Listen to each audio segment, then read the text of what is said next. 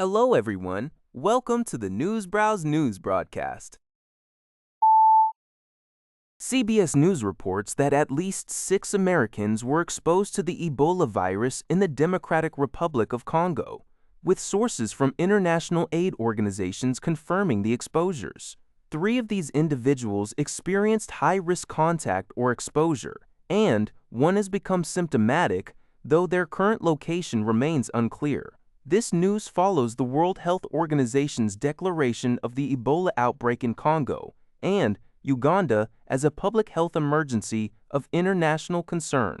As of Sunday, the outbreak has led to at least 80 suspected deaths and over 300 suspected cases in Congo, with 8 laboratory-confirmed cases this year. The Centers for Disease Control and Prevention, CDC, is actively supporting interagency partners in coordinating the safe withdrawal of affected Americans. The CDC emphasizes that the risk to the American public remains low and has issued travel advisories for Congo and Uganda, recommending enhanced precautions and avoidance of symptomatic individuals. Ebola is transmitted through direct contact with bodily fluids, not casual contact or air. This is the 17th Ebola outbreak in Congo since 1976. An RNZ report highlights a dire warning from a West Papuan church leader regarding the escalating violence in the Indonesian-ruled Papua region. Pastor Jimmy Koirawawa, head of the Gidi Evangelical Church of Indonesia's Human Rights and Justice Department, asserts that the ongoing killings of young Papuans by Indonesian security forces bear the hallmarks of genocide. He notes a disturbing pattern where children and women are disproportionately targeted, suggesting an attempt to wipe out the future generations of Papua. Recent incidents cited include the death of a 17-year-old girl, the shooting of high school students, and the killing of 12 civilians, including pregnant women and a child, during military operations. While Indonesia's Foreign Affairs Ministry declined to comment, Human Rights Minister Natalius Pigai acknowledged the serious concern, noting a significant escalation of violence, with dozens dead and displaced this year. Korewa claims military deployments target civilians, not just pro-independence fighters, and that Jakarta has ignored appeals for justice, prompting the church to seek international aid for displaced persons in schools. The pastor also criticizes major development projects for displacing indigenous people and leading to changing demographics, fostering a sense of despair among Papuans. Japan's self-defense forces are set to undergo a significant transformation by adopting internationally recognized military-style rank titles such as General, Colonel, and Captain, according to a UPI report based on Japanese media. This initiative marks the first major overhaul of ZASA-DF rank terminology since its establishment in 1954. Moving away from unique numerical designations that reflected Japan's post-war pacifist framework under Article 9 of its constitution. The Defense Ministry plans to request funding in its fiscal 2027 budget and submit revisions to the Self-Defense Forces Law in the 2027 parliamentary session.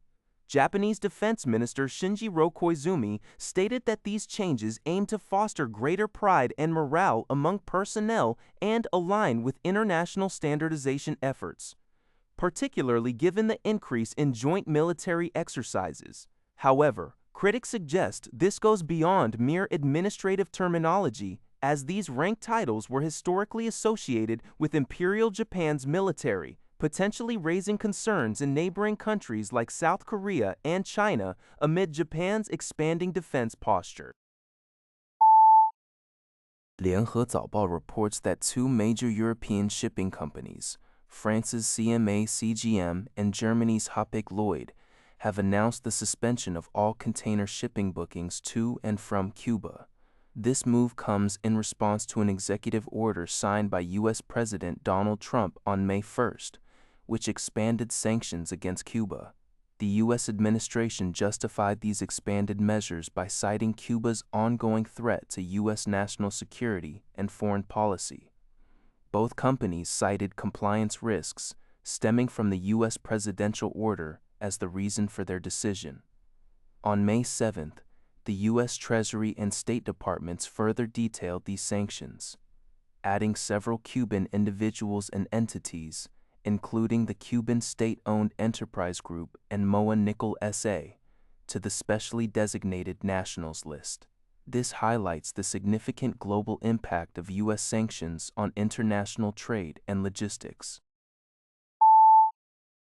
A North Korean women's soccer club, Naeguryang Women's Football Club, arrived in South Korea on Saturday for the Asian Football Confederation Women's Champions League semifinals, marking a significant first in inter-Korean relations. This visit is the first by a North Korean sports team to the South in 8 years, and the first by any North Korean group since Pyongyang formally characterized inter-Korean relations as ties between two hostile states.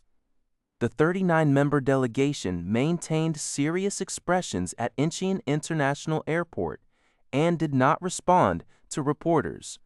They will face South Korean team Suwon FC Women on Tuesday, with the winner advancing to the final against either Melbourne City FC Women or Tokyo Verdy Beleza. The tournament offers substantial prize money. As a club match, national flags and anthems are prohibited, with South Korea encouraging the use of club flags. Over 200 civic groups plan a joint cheering section of about 3,000 people, focusing on supporting both teams without political messages, a plan approved by the South Korean Unification Ministry. Their temporary travel certificates are valid until May 24th, according to UPI. That's all for this video. Thank you for watching. See you in the next video.